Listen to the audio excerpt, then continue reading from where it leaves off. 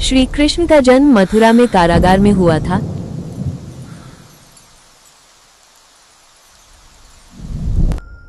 उनके मामा कंस ने उनके माता पिता देवकी और वासुदेव को बंदी बना रखा था।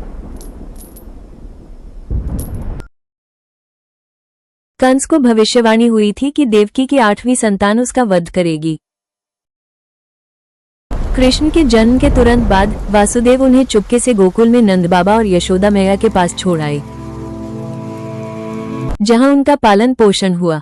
गोकुल में कृष्ण ने अपनी अद्भुत बाल लीलाओं से सबको मंत्रमुग्ध कर दिया। उन्होंने माखन चोरी की, गोपियों के साथ रास लीलाएं की और कई राक्षसों का वध किया,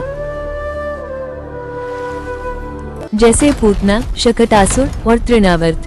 उनकी शरारतें और असाधारण कार्य उनकी दैवीय प्रकृति को दर्शाते थे।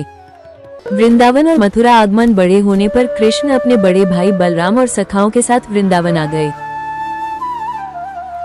यहाँ उन्होंने कालिया नाग का मान मर्दन किया और गोवर्धन पर्वत को अपनी एक उंगली पर उठाकर इंद्र के क्रोध से ब्रजवासियों की रक्षा की। कंस के अत्याचारों से मथुरा के लोग त्रस्त थे। कृष्ण ने अंततः मथुरा जाकर कंस का वध किया और अपने नाना उग्रसेन को पुनः राजा बनाया। इसके बाद उन्होंने द्वारका नगरी की स्थापना की। महाभारत और उपदेश। श्री कृष्ण का जीवन महाभारत के युद्ध से गहरा जुड़ा हुआ है। वे पांडवों के सारथी और मार्गदर्शक बने। कुरुक्षेत्र के युद्ध भूमि में उन्होंने अपने परम भक्त और शिष्य अर्जुन को भगवद गीता का अमर उपदेश दिया। यह उपदेश जीवन के सार, धर्म, कर्म, भक्ति और ज्ञान योग का अद्भुत संगम है, जो आज भी मानवता को दिशा दिखाता। प्रमुख शिक्षाएं। श्री कृष्ण के जीवन से हमें कई महत्वपूर्ण शिक्षाएं मिलती हैं।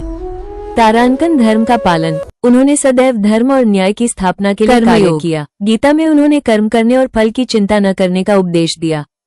तारांकन, भक्ति। उन्होंने विभिन्न रूपों में अपने भक्तों पर कृपा की और उन्हें मोक्ष का मार्ग दिखाया। अनासक्ति। वे संसार में रहते हुए भी उससे अनासक्त रहने का उदाहरण प्रस्तुत करते हैं। भगवान श्री कृष्ण का जीवन प्रेम, बलिदान, साहस और ज्ञान का प्रतीक है।